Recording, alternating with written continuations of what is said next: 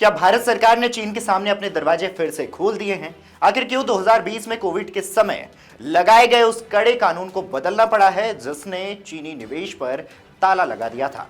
सरकार के इस नए 10% वाले फार्मूले के पीछे की असली कहानी क्या है और क्या इससे वाकई आपके जेब और देश की तरक्की को रफ्तार मिलेगी? चलिए विस्तार से समझते हैं। नमस्कार, मेरा नाम तन्मय है और आप देख रहे हैं नव भारत लाइव। भारत सरकार ने निवेश के मोर्चों पर एक बड़ा रणनीतिक बदलाव कर दिया है। साल 2020 में गलवान घाटी विवाद और कोविड के दौरान चीन से आने वाले निवेश को रोकने के लिए प्रेस नोट 3 जारी किया गया था, लेकिन अब इसमें ढील दे दी गई है, जो कुछ इस प्रकार है। यानी कि पहला, अब उन विदेशी कंपनियों को भारत में निवेश के लिए सरकारी मंजूरी की जरूरत नहीं होगी जिनमें चीन या फिर हांगकांग की शेयर होल्डिंग 10% तक है। दूसरा, ऐसी कंपनियां अब उन क्षेत्रों में ऑटोमेटिक रूट के जरिए सीधे निवेश करेंगी जहां इसकी अनुमति है। खैर, ये ढील उन संस्थाओं पर भी लागू नहीं होगी जो सीधे चीन, हांगकांग या फिर भारत के साथ जमीनी सीमा साझा करने वाले देशों में रजिस्टर्ड है। ऐसे निवेशकों के लिए अब रिजर्व बैंक द्वारा निर्धारित रिपोर्टिंग आवश्यकताओं का पालन करना होगा। वित्त मंत्रालय ने बीमा क्षेत्र को लेकर भी एक ऐतिहासिक अधिसूचना इसी में जारी की है। विदेशी मुद्रा प्रबंधन यानी कि फेमा के नियम 2026 के तहत अब इस क्षेत्र में बड़े बदलाव हुए हैं। अब बीमा कंपनियों और ब्रोकरों जैसे मध्यस्थों में अब 100% प्रत्यक्ष विदेशी निवेश की अनुमति ऑटोमेटिक रूट से होगी। इसमें देश की सबसे बड़ी सरकारी बीमा कंपनी LIC का भी नाम है। यानी कि LIC के लिए विदेशी निवेश की सीमा 20% पर बरकरार रखी गई है।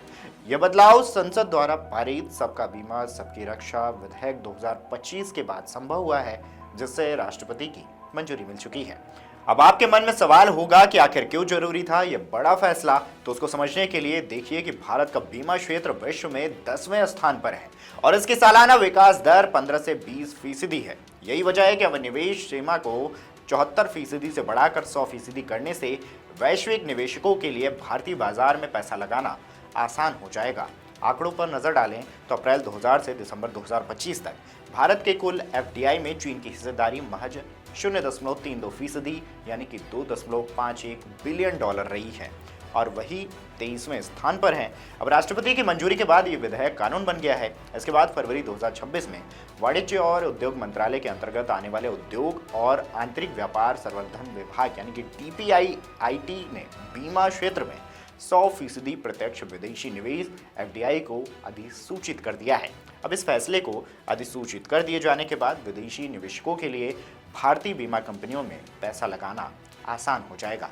इन संशोधनों के मुताबिक जिन विदेशी कंपनियों में 10% तक चीनी हांगकांग शेयर होल्डिंग है, वे भारत में उन सेक्टर में निवेश करने के लिए पात्र होंगी जहां FDI की अनुमति ऑटोमेटिक रूट के तहत है, बशर्ते संबंधित सेक्टर की शर्तों को पूरा करती हो। हालांकि FDI के ये आसान नियम उन संस्थाओं पर लागू नहीं होंगे जो चीन, हांगकांग या फिर भारत के साथ जमीनी सीमा साझा करने या फिर अन्य देशों में रजिस्टर्ड हैं। कैबिनेट की मंजूरी के बाद उद्योग और आंतरिक व्यापार संवर्धन विभाग यानी कि DPIIT ने मार्च में एक प्रेस नोट 2026 सीरीज के जरिए इसे नोटिफाई किया था।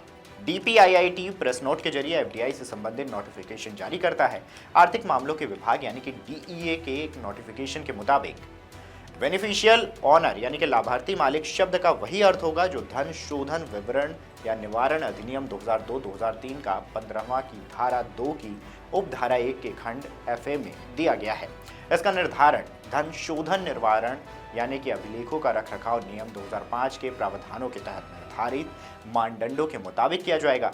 PMLA के एक नियम के मुताबिक कंट्रोलिंग ऑनरशिप इंटरेस्ट का अर्थ है कि कंपनी के शेयरों, कैपिटल या फिर मुनाफे में 10% से अधिक का स्वामित्व या फिर उस पर अधिकार होना है।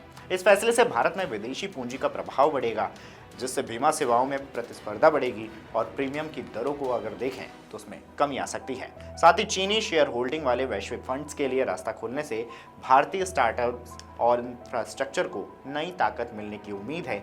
सरकार का यह कदम सुरक्षा और आर्थिक तरक्की के बीच एक बैलेंसिंग एक्ट देखा जा रहा है। आपको क्या लगता है, क्या चीन के प्रति यह नरम रुख भारत के लिए फायदेमंद साबित होगा? अपनी राय हमें कमेंट बॉक्स में जरूर बताएं और ऐसी तमाम बड़ी खबरों के लिए हमें फॉलो करें।